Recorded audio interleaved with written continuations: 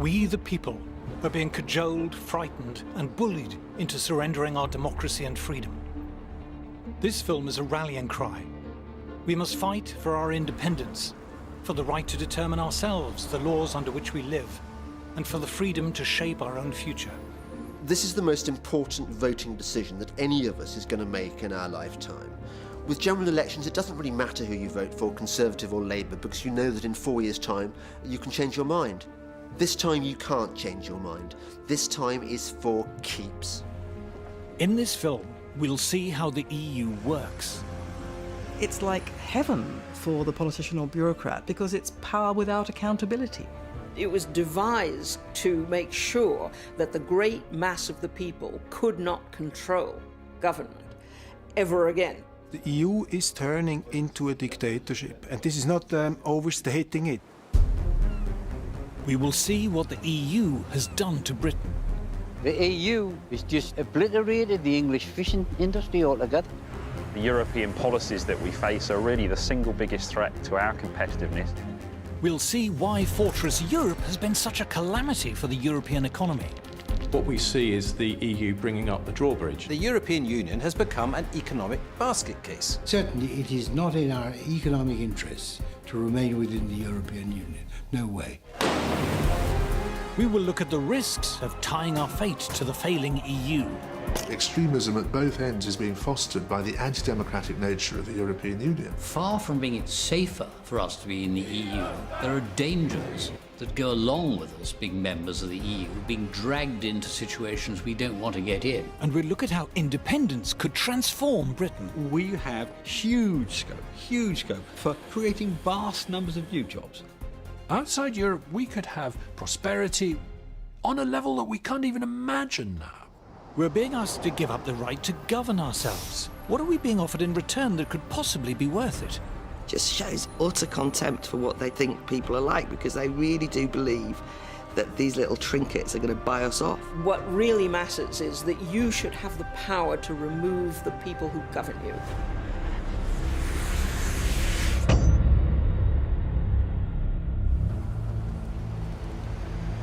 We're about to choose how we want to live our lives. This is the single most important political decision any of us will make in our lifetimes. It's been more than 40 years since we were last asked. It could be a half-century before we're asked again, if we're asked at all. I think this is the last chance that we'll be able to vote on EU membership when we still have a recognisable identity as Britons. And what makes it scary is that if we go the wrong way, we're in it for certainly my lifetime, and probably my kids' lifetime. I'm on my way to Brussels to better understand the deal that's on offer. This is about our ability to say to ourselves that we are a genuinely democratic and free people. That's how important this is. In return for our democratic rights, we've been promised prosperity and security. Are these promises convincing? The choice before us is all about democracy and how highly we value it. The word democracy comes from the ancient Greek. The demos is the people. The people are meant to be in charge, not politicians or bureaucrats. They're meant to serve us, not rule us. We have given them some power, but only temporarily, and we can take it away from them if they displease us. That's the theory. The EU, s'il vous plaît. Straight off, there's a snag. On my quest to understand the EU, my first challenge is to find it. There are over 90 EU buildings here in Brussels, and a load more in Strasbourg and Luxembourg. As impressive as the modernist buildings is the number of directorates, councils, commissions and ministries which occupy them. But here the EU slips its first cog. For a democracy to function, there needs to be transparency. We, the people, need to know how the system works.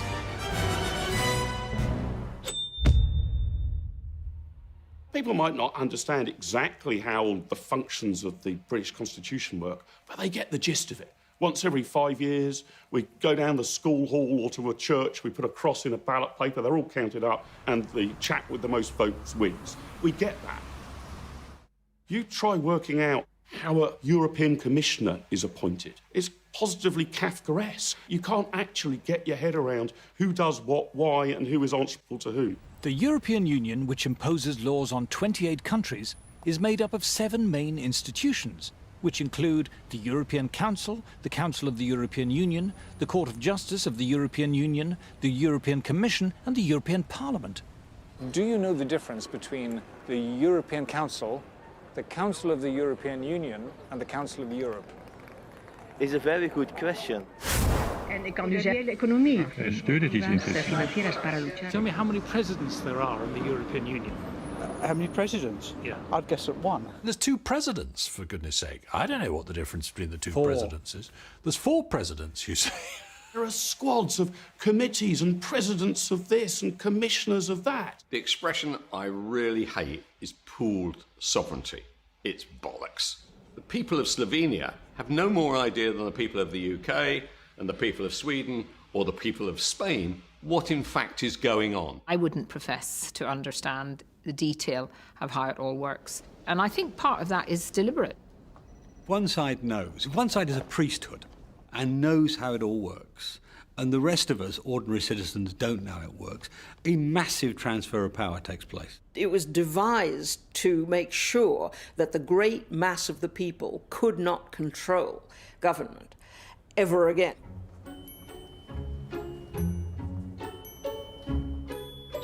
Problem number 2. For a democracy to function, you need to know who's running it.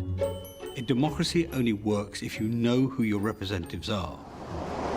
David Cameron, tough, tries to hide it, probably quite a nasty piece of work. Tony Blair, oily. There is only room for one in the lifeboat, Tony Blair. The ordinary voter, who's going to hand them all this power, can make up their mind whether they like them, dislike them, because they see them in the papers, they hear them on the radio, they watch them on the telly. Do you recognise this man? No. Do you recognise that man? No. I challenge you to name almost any of them. Do you recognise this guy? No. There's that chap Juncker. Is he one of them? I didn't know whether it was just the British being a bit thick, so I thought I'd ask some folk in Brussels. Yes. Martin. Martin. Can you tell me who that is? No. Who are all of these bureaucrats? Who are they answerable to? Ah, but here we come to problem number 3. Accountability. Would it help if you knew who they were? Because you don't have any power over them, so what's the point? In the EU, there's a thing called a parliament, but it's not a parliament as we know it. In the EU, the parliament isn't in charge. Have you ever known anyone know who their MEP is? Nobody does. It's because we know that they're not actually being voted into a meaningful position of lawmaking. This is the only parliament the world's ever invented where you cannot initiate legislation, propose legislation, or even the repeal of legislation. All of that comes from the unelected European Commission. So you can't propose a law and try and get it passed? No, absolutely not. Parliamentary democracy, once every 5 years, you can throw everything out of the window and start again. With this, once something is European law, there is nothing through a democratic process the voter can do to change it. The people whom we elect to go to Brussels have almost no power at all. They do what they're told. Got even less power than the House of Lords, for goodness sake. Our votes for these people are pointless. They are fundamentally pointless. The European Parliament is an irrelevance. The European Union bureaucratic structures, who are appointed, not elected, have all the real power. The real power in the EU, including the power to legislate, resides not with the Parliament, but with EU officials. They debate their laws in secret. We are not allowed to hear or read their deliberations. Do you know the name of Britain's European Commissioner? No. Have you heard of Jonathan Hill? No. No. Did you vote for him? No. Did I vote for him? Yeah. No. No.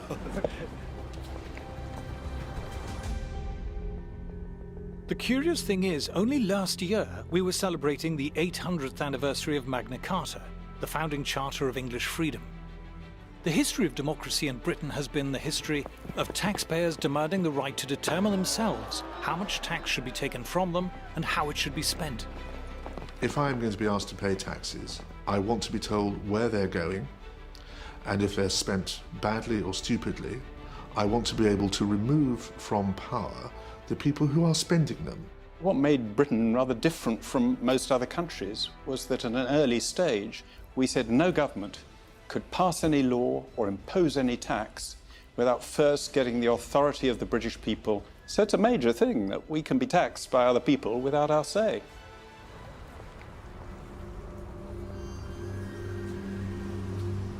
We are now subjects of a vastly complex state machine run by anonymous officials whom we didn't elect, but who have the power to impose on us laws that we haven't debated and have no democratic means of repealing. People who say to you that the European Union is undemocratic fundamentally misunderstand the European Union. It is anti-democratic. But to EU officials and politicians, it's like a warm bath. It's like heaven for the politician or bureaucrat because it's power without accountability. The reason why all the major political parties are massively in favour of Europe is because when their careers are blown out of the water here, they're stumbling around for a job. No commercial organisation is going to hire them. They know what a collection of shits they are, right? There's only one place that will hire them. They can get a job there, which gives them the freedom not to have to face the electorate. It's extremely well paid, it's more or less permanent, they don't have any constituents and they don't have any worry about being thrown out at elections. So they say, stay with the European project, I'll be making myself 200-300 grand a year. It'll be fantastic, and at the end of it I'll get a peerage. It's great. Since they're not directly accountable to the tax-paying public, EU politicians and bureaucrats have understandably been more than generous to themselves in pay and perks. This is the much talked about Brussels gravy train. And here's my handy guide. This is the shopping centre. But this is all for politicians and bureaucrats. It's not for members of the public. No. So you get your own hair salon and your nail bar. Get your nails done. Your nails done. There's a sauna, there's a massage parlour as well. Why would they not want to stay here, living a life of luxury? There are a number of people here who are paid more than the British Prime Minister. Ah, you might say, but how many? 4, 10, 100? 10,000. There are 10,000 people here paid more than David Cameron. That's 1 in 5 of everyone who works for the EU. If you're an EU official, there's the relocation allowance, the household allowance, the family allowance, the entertainment allowance, the private healthcare allowance, the private education for your kids allowance. The healthcare allowance includes free Viagra. You would have thought that would come under entertainment. If you're an MEP, you get an extra £250 a day for being good enough to turn up, another £41,000 a year on top of that to cover phone bills and computers, and another £225,000 a year on top of that to cover staffing costs, which in years gone by often meant spouse or children. And to cap it all, they've decided to charge themselves a special low rate of tax.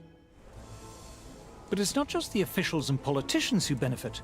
The EU diverts great rivers of taxpayers' cash to the tax-consuming middle-class intelligentsia in our sprawling, publicly funded establishment. The European Union is very good at purchasing the loyalty of powerful and articulate interests in all the member states. When we hear great public institutions, quangos, museums and campaign groups, waxing lyrical about the EU, we have to remember the EU gives them vast amounts of our money. The EU gives shed loads of our money to local authorities and to universities and to art groups and opera companies. And that then provides this chorus of noise in favour of the European project. Every charity over a certain size is getting money from Brussels. Every NGO. We see EU largesse effectively buying opinion. You know, what we see here is really a racket. It's become a very good way of taking money from the general population and handing it to people who are lucky enough to be working for the system. The EU likes to advertise its generosity, here in the northeast, for example. European Union investing in your future. Isn't that good of them? I wonder where they got the money. The Sage Arts Centre at Gateshead, we're often reminded, was built with the help of EU money. But what you're not told is that if you live in the northeast, for every £1 that comes from the EU, you have to pay the EU £2.30 in tax. But that's not the only price the Geordies have to pay for EU membership. I'm heading down the river to the mouth of the Tyne.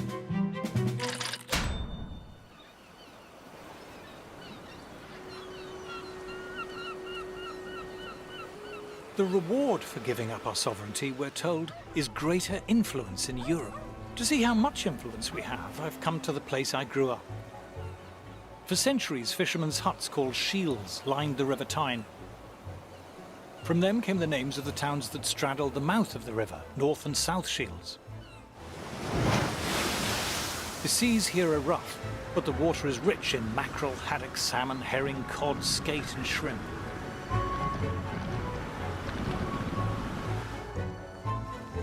By the early 20th century, 14,000 tonnes of fish a year was being landed here at North Shields.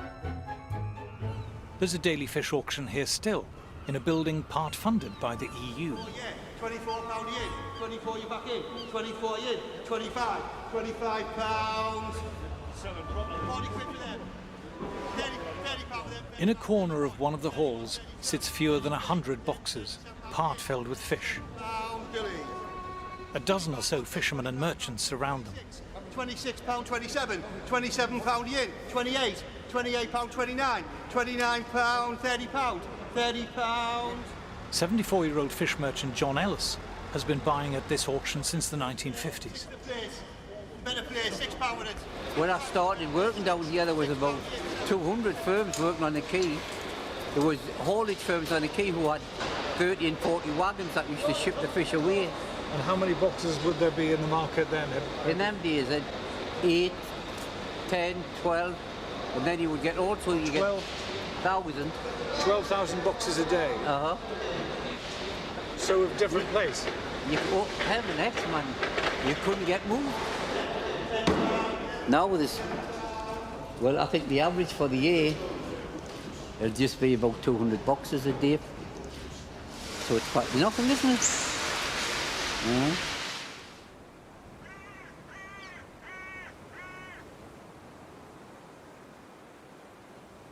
When Britain joined the common market, it lost control of its fishing grounds. When quotas were imposed, several other European countries lobbied the EU for Britain's fishing rights to be divided up between them. The British government was powerless to stop this. The EU has just obliterated the English fishing industry altogether. The quota system they've got now is it's just mad. Local fishermen were now banned from fishing in waters they'd fished successfully for centuries. Oh, just beyond the pier over there. In fact, it might be there today, this great big Dutchman. Well, that Dutchman's got 25% of the whole quota of all of England. It's only 3 or 4 miles off the Tyne, catching herring and mackerel. Local fleet can't catch herring and mackerel, and it's right on the doorstep. There is still a prospering North Atlantic fishing industry, but only in countries that have retained their independence. Well, look at the Icelandics and the Faroes and the Norwegians. They sell millions of pounds worth of fish to us. And they're outside the common market. But you tell me a common market country that buys fish off us, but they send the fishing boats to the North Sea to catch our fish. And it's just madness. The EU has been paying British fishermen to destroy their boats. They said to fishermen, if you want to get out the industry, we'll give you a lump sum. This here looks like an old boat that's been destroyed. They just watch them with big chainsaws, cutting the old wooden boats up and burning them. The EU pays fishermen to leave an industry and destroy their boats. That's right. While at the same time giving rights to people elsewhere to fish the same waters. Oh, that's right, uh-huh.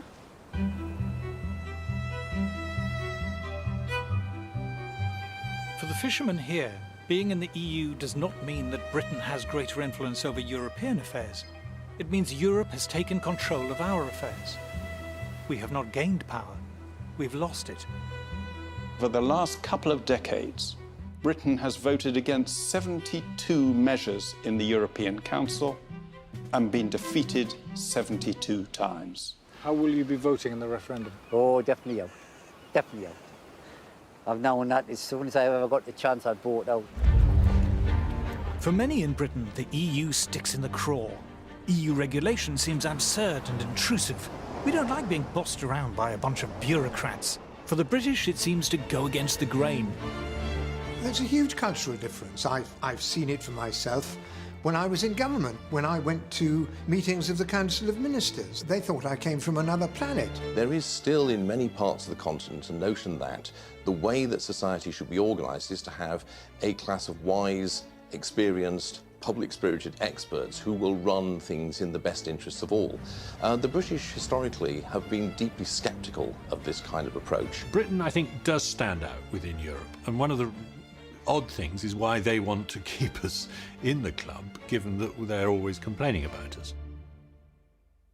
Why are British the cussed ones in Europe? Why are we so attached to our independence and freedom? Why do we take so badly to regulation? Where does it all come from? The British freed themselves from suffocating feudal regulation centuries before the Europeans. While serfdom still existed in large parts of Europe, the free British were carrying out the great commercial and industrial revolutions that gave birth to the modern world.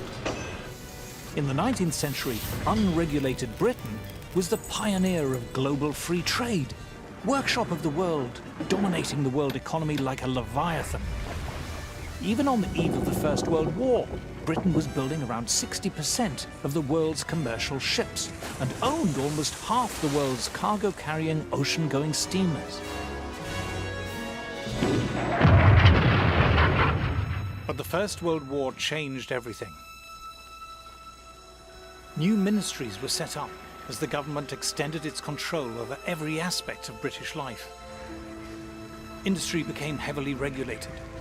First shipping, then the collieries, railways, canals, and agriculture.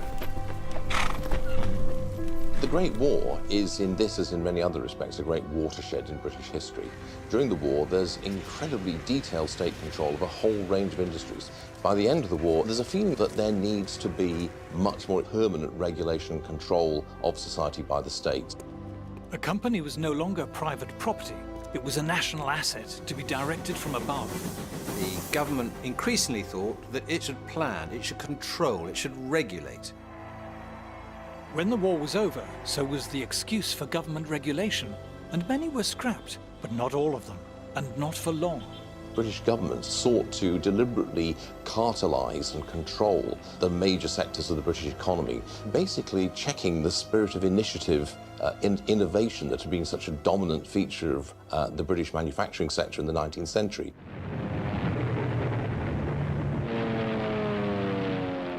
With World War II, regulation increased still further. War planning gave politicians and administrators unprecedented control over our lives. And after the war, they were unwilling to hand back their power. We won the war, so we think that governments must be pretty good, and as a result, everything is then planned. How we build houses, what houses should look like, how they should be decorated, who should live in them. Virtually every area of life, we had boards of experts working out the best way to do things. A young couple has dropped in for advice on setting up home. First, they're shown how to avoid overcrowding a room. Always allow at least 18 inches between chairs and other furniture. Everything from heavy industry down to clothes, food, and children's toys were regulated. If you didn't manage a doll at Christmas, this is probably why. All restrictions on toy making have been lifted, but export has the first claim. Britain became perhaps the most state-controlled and regulated economy in Europe. The regulation of business, trade, commerce of all kinds was much, much greater than anywhere else. Regulations, price fixing, protectionism, supporting failed industries. A heavily regulated economy, ordered from above, the politicians assured us, would be a screaming success. But the very opposite happened. The purpose of regulation was to end wasteful competition, but it was competition that had kept industry efficient and innovative. Nimble entrepreneurs who were rewarded for success and punished for failure were now replaced by plodding bureaucrats ticking boxes. Productivity and output plummeted. Shortages pushed up prices. the buying power of the average wage, £5 to £6, has shrunk at an alarming rate. But first among offenders in increasing prices was the government itself. Coal rose, affecting other industries. Electricity charges went up. Then as we get more money, everything goes up, doesn't it? It must be this inflation they're all talking about. For ordinary British consumers, life was grim. Goods were either unavailable, unaffordable, or heavily rationed. Good news came with a sticky end to sweet rationing. For 9 years, mouths had watered for this great day. And it was too much of a tummy ache for the country's economy. And soon, personal points came back.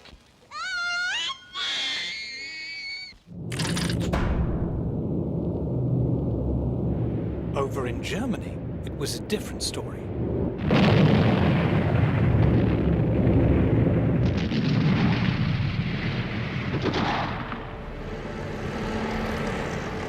The war had left Germany little more than smoking rubble. West Germany would receive some Marshall aid, but only less than half the amount sent to Britain. At the end of the Second World War, Germany was a ruin. If you see the old footage, it was absolutely flattened. Germany needed a miracle, and this was the man who performed it. In the first free elections after the war, Ludwig Erhard, the son of a shopkeeper, became Minister for the Economy, a post he held until 1963. Ludwig Erhard began the Wirtschaftswunder, the economic miracle, by completely scrapping all of the controls that he'd inherited from the Third Reich, and he did this against the strong advice of his British superiors, you might say, in the occupied zone. Erhard revolutionised the German economy because he just got rid of regulations on a massive scale. He got rid of production controls, price controls. He got rid of trade barriers. They were happy to have open and free trade, a deregulated economy. They want to see industries stand on their own 2 feet, and those that can't must make way for those that can. Germany was open to the world. You had much more free and easy entry into business and commerce and the professions in Germany. And the result was that the German economy became much more dynamic, much more innovative, and ultimately much, much more successful. Just look how quickly Germany pulled itself off the floor. Industrial production soared.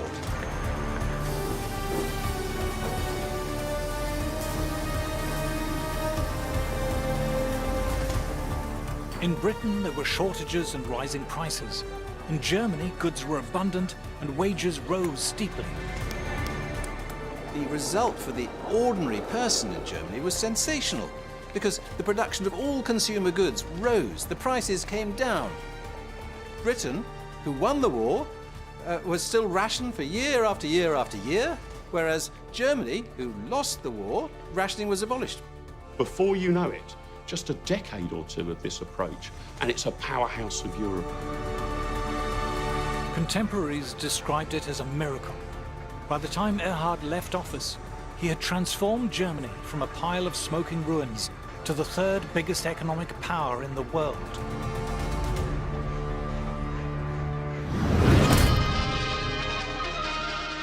Then came something called the common market. In the greatest free trade experiment of modern times, the barriers are going up between 6 European countries. Barriers up, tariffs down. That is the meaning of the common market, formed by France, Italy, Western Germany, with Holland, Belgium and Luxembourg.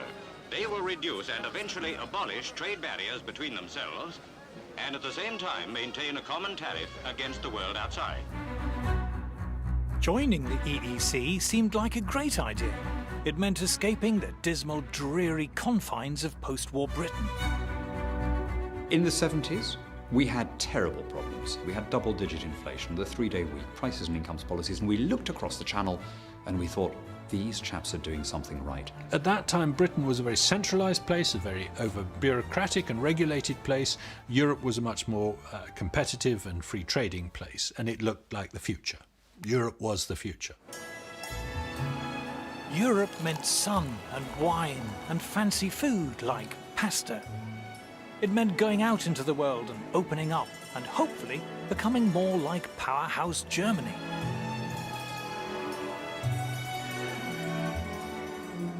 But the architect of the EEC was not German. He was French. Jean Monnet was steeped in the French bureaucratic big state tradition. Indeed, he had spent the Second World War in Britain, helping to create the very regulations which had all but destroyed the post-war British economy. When Britain joined in 1973, we should have seen what was coming. When the documentation was brought in for signing, it took 2 strong men to carry it. Of a new and a greater united Europe.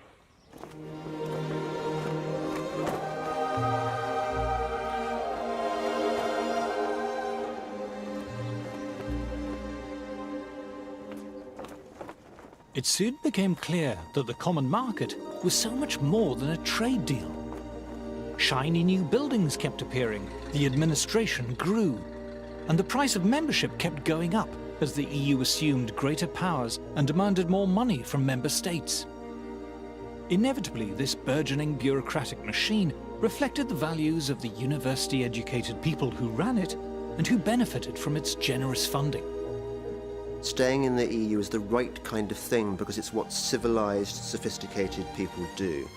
If you believe in the EU, you believe in the arts and arts funding. I think there is a mindset amongst the cultural and the political elite that their role on the planet is to direct the lives of the rest of us. They think that ordinary people need to be controlled and looked after. They think the world needs to be ordered from above and that they should be the ones doing the ordering. There's a tremendous snobbery built into the whole project. The idea that you are part of the elite which should decide how the little people live their lives. These people up here, the intellectuals, are looking down on the plebs and saying, you aren't bright enough to decide the future of your country.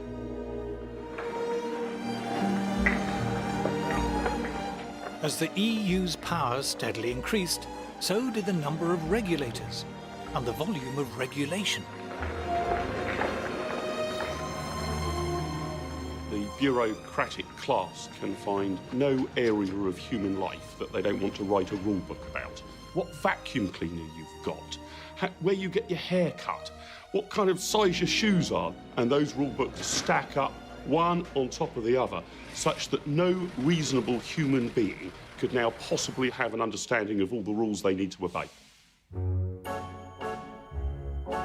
You've got thousands and thousands of bureaucrats, civil servants and administrators, and their job is to push paper, write on paper, have rules on paper, pile up more and more paper. You just get a mass of growing telephone directory size rules and regulations, one after the other, ceaselessly, endlessly. That is actually what the bureaucracy sees itself as there to do. If the list of EU rules could be put into one document today, it would take more than 2 men to carry it on. Such a document would reach as high as Nelson's column. Regulation is so vast and complex, even the EU is unable to tell us how many laws there are covering different areas of our lives. So we've used some helpful EU databases to make the best estimate we can. Here is regulated EU man waking from his regulated slumber to start his regulated day. You wouldn't think you'd need a law for pillowcases, but the EU has 5. But that's nothing. The pillow inside is subject to 109 different EU laws. As far as we can tell, there are only 11 EU laws pertaining to radio alarm clocks. There's around 400 governing the other stuff on Joe Citizen's bedside table. You can't be too careful with duvets and sheets, so there's around 50 laws governing those. There are 65 laws governing bathrooms, but that doesn't include the contents. How they've managed to think up 31 laws for toothbrushes is beyond me. But let's face it, toothpaste is a bit weird, so 47 laws sounds about right. Mirrors have been known to crack and get dirty, so they're covered by 172 laws. As for the shower, well, we've all seen Psycho. Murdering girls like that is now strictly prohibited. Shampoo can get in your eyes and cause discomfort, 118 laws. EU bureaucrats seem terrified by towels for some reason, slightly more relaxed about radiators. There are 1,246 laws relating to bread, but just 52 covering the crazy anarchic toaster. Just 84 laws cover fridges. But an impressive 12,000 laws cover milk. After all, it might go off. Bowl 99 laws, spoon more than 200 laws, same for the orange juice. But the coffee, whoa, stand back grandma, this toxic jungle juice can keep you up all night. The best dog in Britain is unaware of the odourless fog of canine legislation, but careful Ruby, ignorance is no excuse. Our regulated man leaves his regulated house. There are only 92 laws about pavements, after all they're just pavements, but you get the idea. EU regulation surrounds us like invisible barbed wire. When we're frustrated in our daily lives by needless, stupid EU laws, it's infuriating. But it's much worse than infuriating if you're thinking of starting a new business. It's like entering a legal minefield. For small and medium-sized businesses and startups, it's perilous. Complying with regulation imposes huge costs, and falling foul of regulation can put you out of business. Big established firms don't mind regulation so much. For a start, it means less competition. Big corporate interests tend to love the EU. It suits their purposes perfectly. All the corporations love the European Union because what it does, it creates the regulations which destroy their smaller rivals. Big business loves regulation. Don't forget that. Big companies can lobby in Brussels, and the amount of money they spend there is staggeringly large. One of the first things that stuns you are the number of invitations on your desk to lunch, breakfast, dinner, champagne receptions, and invariably they come from lobby groups. There are people who make their entire livelihoods out of being professional lobbyists in Brussels. This is where a lot of the lobbying goes on. So you will see the lobbyists from different companies, from NGOs. The returns they get by stifling competition and framing regulations in a way which suits them and keeps other people out is very, very striking. It used to be called a rich man's club, and that is by and large what it is.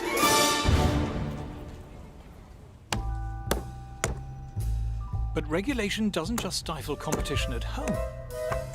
To illustrate this, let us imagine a less than efficient European manufacturer. The firm was great back in the day, but over the years they've let things slip a bit. The factory's a bit shabby, but it's homely, and they like to do things the traditional way. What they lack in efficiency and new ideas, they make up for in old-world charm. Oh, crikey, what's this? A pesky new rival firm somewhere in Asia. They've got lab coats. And just look how good he is at maths. His mate too, not quite as good. And they're checking all the products, the big swats.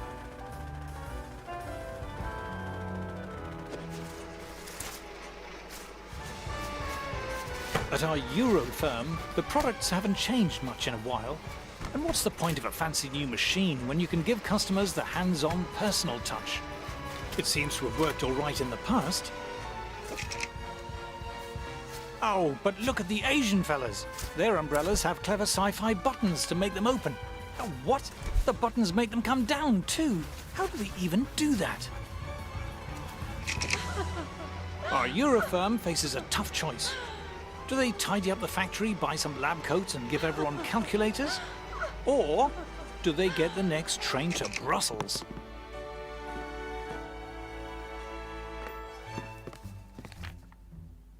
Over at the EU Directorate of External Relations Commission Council, a sympathetic official hears the problem.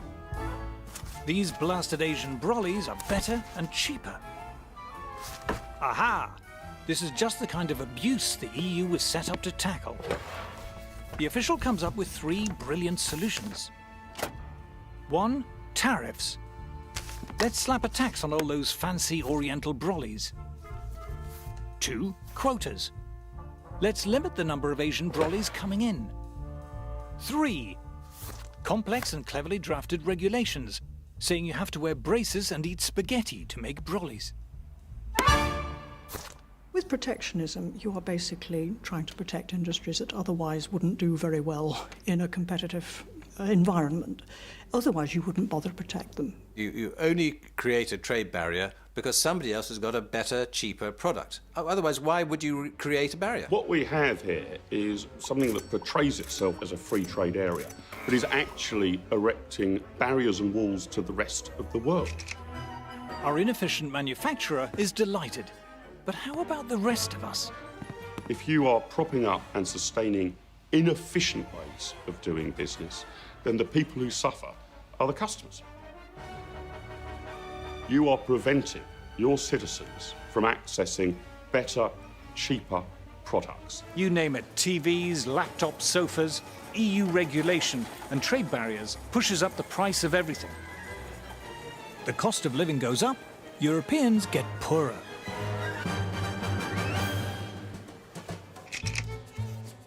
But it wasn't just manufacturers who sought protection. Farmers like it when food prices are high. So when a French farmer, say, finds that African farmers are beginning to sell their produce in Europe, he's not happy. Our EU Commissioner knows the routine. Tariffs, quotas, regulations, saying you need to wear berets and drink Ricard to grow food. This is particularly pernicious for African producers of food, who find that they face a big tariff barrier when trying to export to Europe. Now that's bad for them because they can't earn money, and it's bad for British consumers because their food costs more. But not content with trade barriers, farmers wanted the EU to drive food prices still higher. To that end, the EU bought gigantic amounts of agricultural produce and simply allowed it to rot, creating an artificial shortage which pushed up prices. These were the famous wine lakes and butter mountains. In northern France, part of the so-called butter mountain. The British say that heaps of butter like this are indefensible follies. The French say they're necessary and completely sensible. It didn't take long for people to wise up to the absurdity of it. And not just its absurdity, its immorality, frankly. All this is rotten for us consumers. Because of the EU, for decades, food and drink has cost far more than it should. It adds between 10 and 20% to the cost of food.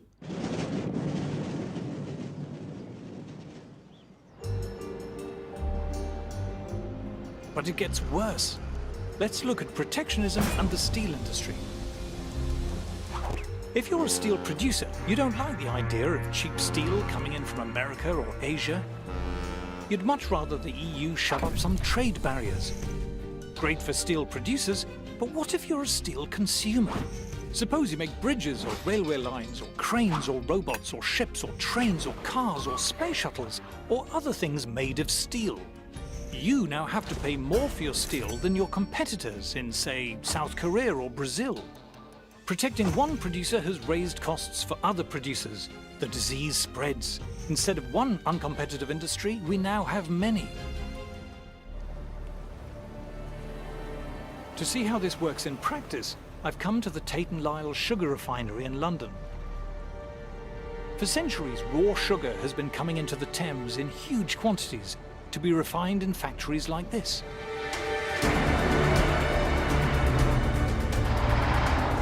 In the raw sugar shed, over 60,000 tons of raw cane sugar stands ready for processing.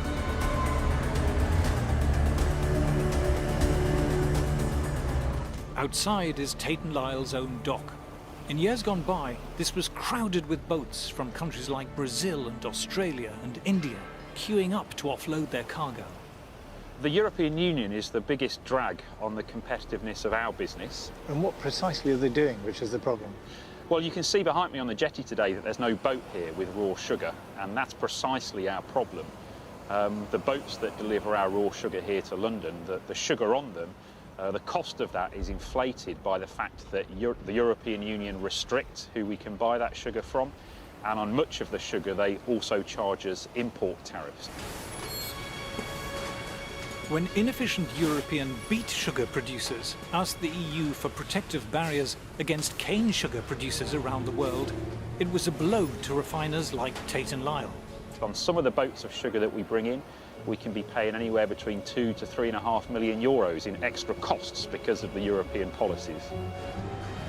As costs have risen, so has the price of sugar for consumers, while Tate & Lyle's turnover and profits have been hit. It threatens the 850 jobs here in East London, and it's meant that we've had to downsize the refinery by about 50% since 2009. How strong is the feeling against the EU at the moment here? Walk around the refinery, talk to the people here. They absolutely know that no matter how hard they work, no matter how productive they are, The regulations that the European Union set can still crush us. Protecting inefficient producers ends up dragging down good producers. Whereas up till 2009 we were exporting 300,000 tonnes of sugar, because the European regulations have made us uncompetitive. Not only have we stopped exporting that sugar, but we also now face around 250,000 tonnes of imports into the UK to compete with as well. So it's a double whammy, if you like. And we estimate that probably costs the UK economy something like 80 to 90 million euros a year, just for this one factory. Instead of looking out to the whole world, what we see is the EU bringing up the drawbridge. The EU has slid from free trade into crony capitalism and protectionism. Protection hurts consumers who have to pay more for inferior products. It hurts industries whose costs are forced higher. In the end, it even hurts the firms who are protected. Protecting a firm from competition does not make it more competitive. Suddenly you can relax and put the kettle on. Competition forces you to be sharp and buck up your ideas. Remove that and it's like pulling the plug out. By protecting more and more industries year after year, Europe has ended up with a moribund, ailing economy. If you prop up failing, antiquated businesses that can't naturally compete, you get stagnation in the economy, not growth. Protectionism impoverishes all of Europe. It makes all of us worse off. Then the shock came, when the World Trade Organization, or WTO, was set up. The walls of Fortress Europe began to crumble. From the developed world to the developing world, the tariff reductions are expected to sow the seeds of global economic growth. The World Trade Organization, where both we and the European Union are members, has made huge progress in sweeping away tariffs and other barriers. We have begun to see an opening up of the markets, thanks largely to the World Trade Organization. Every major country in the world is now bound by its rules. Tariffs and other trade barriers were shredded, as you can see. The World Trade Organization has driven down most of the tariffs. In the EU, the average tariff on agricultural products has fallen to 12%, and on manufactured goods, just 4%. Europe's industries now face the challenge of international competition. I think the European Union is learning a very hard lesson. But if you're insulated from competition decade after decade, it comes as a bit of a shock when it arrives. Growth in the EU, already feeble, has more or less ground to a halt, with youth unemployment reaching staggering proportions. The EU badly needs its own post-war German-style economic miracle. But far from slashing regulation, the mountainous burden keeps growing. It constantly wants to achieve growth through harmonization, top-down control, and central direction. And we know those don't work. It militates against precisely the kind of individual initiative and innovation that is at the heart of economic growth. Regulation is the enemy of competition, and competition is the engine of growth. Therefore, it is no surprise that the European Union has become an economic basket case. Every continent now is outgrowing Europe. When you think of the growth rates in China, and then you look at the growth rate in the European Union, that tells me that we are in the wrong place. We joined the European Union and it's become the world's only declining trade bloc. Far from hitching our wagon to a dynamic economic locomotive, we've shackled ourselves to a corpse. The people have never given a bigger vote of no confidence in Brussels. Today, world markets were nervously watching. The stock market has not been reassured. What the European Union has become in the 21st century is what Britain was when it was the sick man of Europe. Despite decades of economic decline, the EU elite carries on regardless. They are unmoved by criticism, untroubled by popular discontent. But the frustration of ordinary people is beginning to show. We now have to focus on constructing a firewall to prevent contagion within the Eurozone. What you can see everywhere is a conflict between the visions of a rather narrow kind of professional middle class which has dominated European politics and the reaction against it by the larger bulk of the European population. Eventually, if you stuff dictatorship down the throats of people who don't want it, they will rebel. Unfortunately, in many places, it's taking a very unpleasant form of right-wing populist nationalism. Extremism at both ends is being fostered by the anti-democratic nature of the European Union. What do we see? Far-right parties, ultra-nationalist parties. We don't know what the future of Europe is going to look like, but at the moment it's not looking good. We don't know what political forces are going to rise in the future. We don't know what conflicts we might be dragged into. Far from being safer for us to be in the EU, there are dangers that go along with us being members of the EU, being dragged into situations we don't want to get in. Marine Le Pen's far-right party came first, winning 25% of the vote.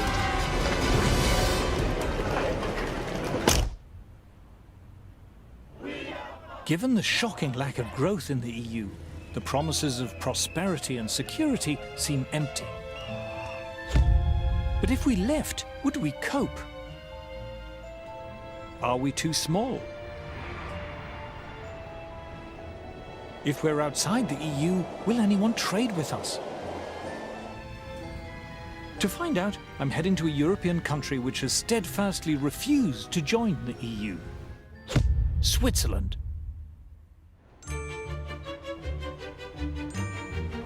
It's very pleasant arriving in Zurich. The station's lovely. The bit round it's lovely. In fact, everything's lovely. But then, this is the wealthiest city in the world, ranked as having the highest quality of life in the world.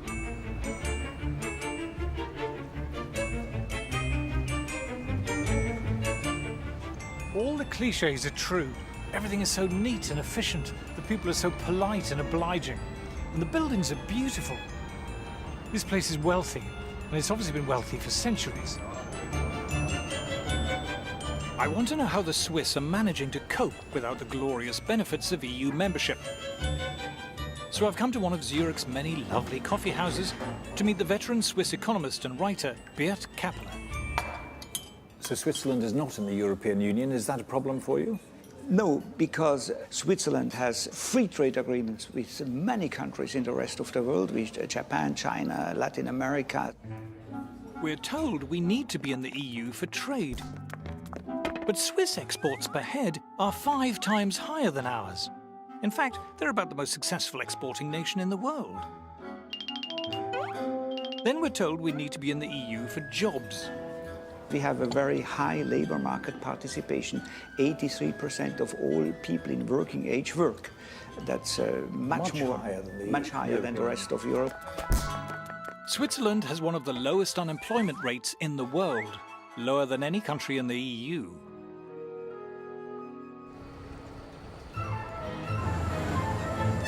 Don't be fooled by the mountains, the cows, and the cuckoo clocks, which are German, by the way. Switzerland is an industrial giant.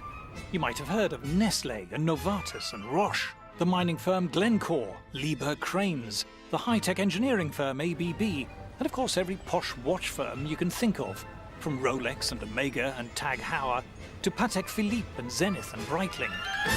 These are all world-beating giants. Just look at the most valuable companies in Europe. Novartis, Roche, Nestlé, they're all Swiss.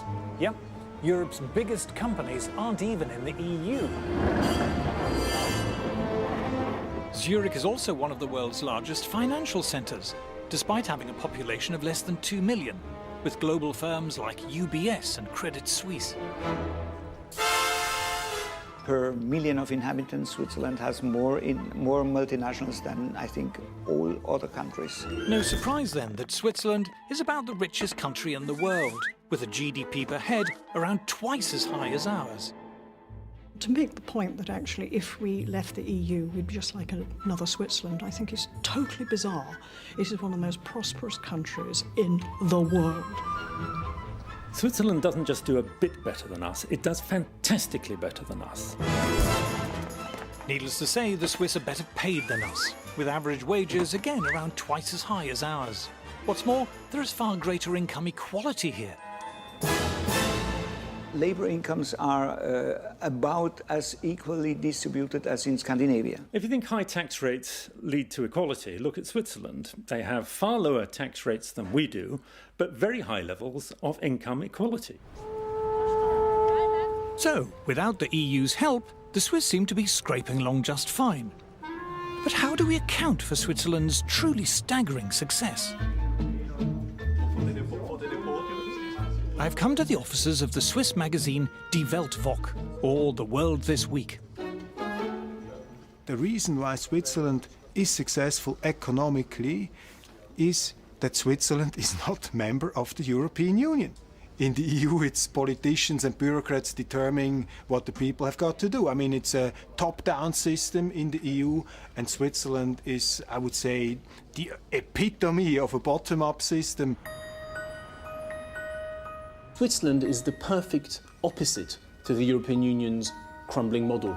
Switzerland is a kind of super-democracy, far more democratic than Britain, let alone the EU. Switzerland's one of the oldest constitutions in the world, and it's one of the most democratic.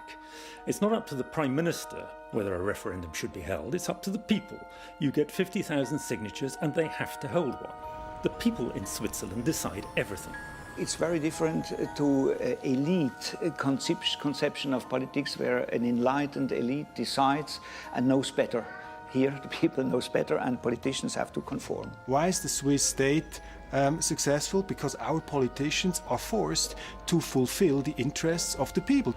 Key to their success is the fact that their class of bureaucrats and politicians, if you will, is kept on a much tighter rein and much greater control by the public. You simply cannot get away with the kind of grandiose plans that you find, say, in France. In Switzerland, the Swiss public simply will not tolerate that. The Swiss economy ranks as one of the least regulated in the world. And according to the EU itself, Swiss industry is also Europe's most innovative. Too much regulation stifles innovation, limits creativity, and so we think this should be foremost endeavor of politicians to eliminate regulations and not to create them. Switzerland is one of the least regulated economies in the world, and it's also one of the richest countries in the world.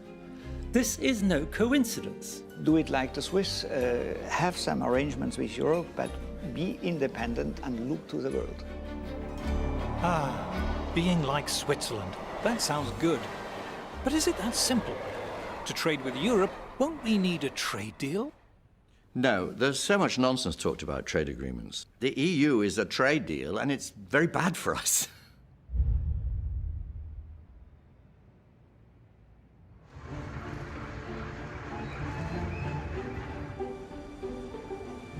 There's an old-fashioned view among politicians that trade is something that politicians organise. It's not. Trade was all about the great and the good from one country signing a treaty with the great and the good of another country. But real life is starting to leave that behind. I've headed back to South Shields to visit John Mills, one of the Labour Party's biggest donors. His company, JML, has hundreds of products manufactured for them in countries all around the world and exports thousands of container loads of goods every year to every corner of the planet. This business is truly global. Well, we export to about 85 countries at the last count. The majority of these countries are not in the European Union. But it's actually no more difficult for us to sell to the United States or to Australia or to even China than it is to sell to the EU. The idea that you have to be in the European Union to trade with the European Union is a total absurdity. Wander into any shop in Britain and you'll find goods from all over the world. Cameras and TVs from Japan, computers and phones from America. But we have no trade deals with these countries. You don't need a trade deal with a country to be able to trade with it.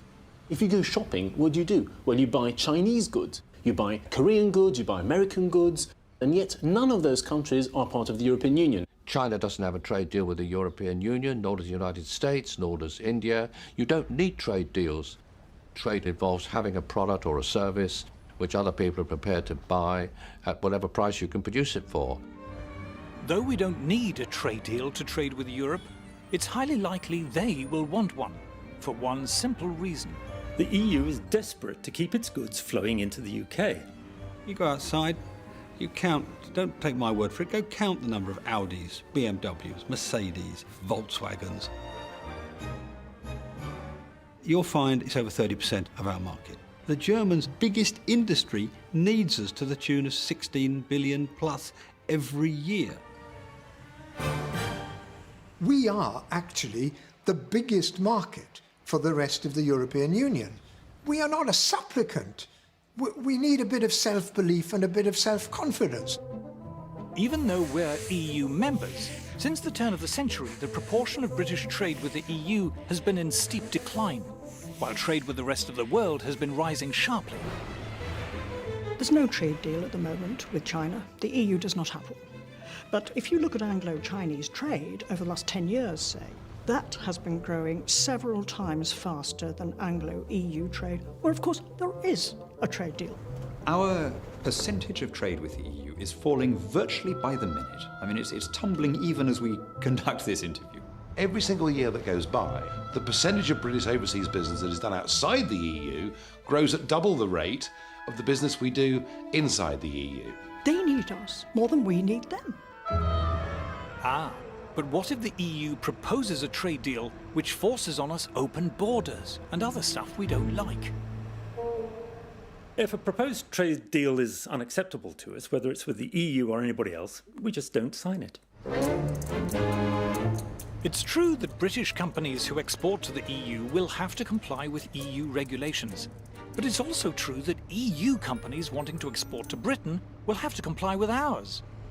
Germans who export to America must abide by American regulations, likewise for American exporters to China, and Chinese exporters to Brazil, and Brazil to the EU. Every exporting company in the world has to comply with the laws of the place they're exporting to. Trade deals make no difference. One of the arguments put by the in crowd, the Remainers, is, oh, well, you know, it takes a long time for Europe to come up with a free trade agreement. It's taken 9 years to come up with a free trade agreement with Canada. Well, this is a very good reason to leave. In the globalized 21st century, you don't need a trade deal to trade, and yet they're still useful. The question is, are we more likely to have bigger and better trade deals inside the EU or outside? Let's add up the GDP of all the countries that have trade deals with the EU. It comes to £5 trillion. Golly, that sounds a lot. But look at Switzerland, 29 trillion. And what about tiny Singapore? They've got trade deals worth 7 times as much as the EU's. And South Korea, 9 times. Chile, population 8 million. It's got 50 trillion. Unbelievable. But let's cheat. Let's add to the EU pile the value of its own internal market, as if it had a trade deal with itself. It's still rubbish. You can't throw a shipping container without hitting a country with better trade deals than the EU. In fact, if you're trying to avoid trade deals, joining the EU is probably the best thing you can do. The EU has got no trade agreement with China or India or Russia or the United States. I mean, it's staggering that they haven't managed to achieve that. Of Britain's top 10 non-EU trading partners, the EU has trade agreements in place with only 2. As far as trade deals go, being part of the EU cuts you off from the rest of the world. Our history is a trading, buccaneering history, you know, back to Drake and beyond. And that's what we're good at. At the moment, our hands are shackled by being in the European Union. We've got a much, much better opportunity, really, for striking good trade deals if we're outside the EU than if we're inside. If we left the European Union, we could very quickly establish free trade deals with the most dynamic parts of the world economy. Today, Europe doesn't look like the future. The future consists of nations in Asia and America and Africa. Getting stuck in Fortress Europe is the worst thing that could happen to us. The idea that we have to stay in the EU for our prosperity is wrong-headed. Why do we need to attach ourselves to the one part of the world that's doing really badly? Within Europe, we know what our future's going to be to some extent. It's going to be pretty stagnant, while the rest of the world roars ahead. We have huge scope for creating vast numbers of new jobs. Being obsessed with just this corner of the world is being a little European. Outside Europe, we could have prosperity on a level that we can't even imagine now. Escaping Fortress Europe could be a new start for Britain, a return at last to the global commercial and trading giant we were in the 19th century. If we embrace free trade and escape the stultifying restrictions of EU overregulation, there's the potential for an extraordinary economic renaissance. Britain is a great country. I think our economy is poised for much greater things. But I think in the last 2 or 3 decades, something really interesting has happened in this country. We've changed. We've embraced entrepreneurialism. Young people now want to go it alone. They want to run their own businesses. They want to be self-employed. They don't want to work for these big multinationals anymore. They want to build their own multinationals. But to recover this level of prosperity, we must take back the right to govern ourselves. We're being asked to trade in our freedom, and look what we're offered in return. It's about bread and circuses, isn't it? Bread and circuses for the little people. The political class say to us, you needn't worry about sovereignty or any of that stuff. You're going to get better mobile phone rates, and that's the good news. And you're going to get slightly cheaper holidays. And those are the things that really matter to you, aren't they? Because you're one of the little people. I mean, would you really trade in your national identity for cheaper mobile phone calls when you're abroad? They're treating us like natives in the 18th century, but Captain Cook lands on the shore and he starts handing out these beads and trinkets, and we're going to be happy with that, and we're going to sell them out country for them. Just shows utter contempt for what they think people are like, because they really do believe that these little trinkets are going to buy us off. In the referendum, we will be asked to choose. Do we want to be governed by an organisation which we don't understand, run by people we don't know and haven't elected, who have the power to impose on us laws that we haven't debated and have little or no chance of blocking or repealing? Have you decided what you're... We need to regain the right for British people to make British laws. If people believe that the best way to strengthen the United Kingdom is to hand over every year more money and more power to an unaccountable bureaucratic elite in Brussels, then what they should do is campaign to stay in the European Union. It comes down to the essential issue, the working man and woman of this country against people who think we have a better plan and a better mind than you. And if you don't like it, what are you going to do? And the answer is, we're going to vote leave. So... There are a number of issues where I believe that we should be leaving. This is people versus the establishment, people versus the elite. I just hope that the mass of people who may not go around being interviewed much, may never get a look in on any of the media or television, come June the 23rd, will be out there saying, this is our chance to get our own back. Give us back control of our own country. With general elections, it doesn't really matter who you vote for, Conservative or Labour, because you know that in 4 years' time, you can change your mind. This time you can't change your mind. This time is for keeps. This referendum is the most important political act that has happened in my lifetime. This is about our future, our freedom, our democracy, our right to govern ourselves. What really matters is that you should have the power to remove the people who govern you. The reason why the suffragettes went to all that trouble to get the vote was because they wanted to, they themselves, be treated as grown-ups and decide their own destiny. If I was told I would be stewing grass to feed my family in 5 years' time, if we left the European Union, I would still do it. It's time to regain our freedom and independence, the right to decide ourselves how we live our lives. There's a lot at stake here. What we want is democracy. We, the people, should determine our own destiny. We have the capacity to shape our own futures. So my question is, what price freedom?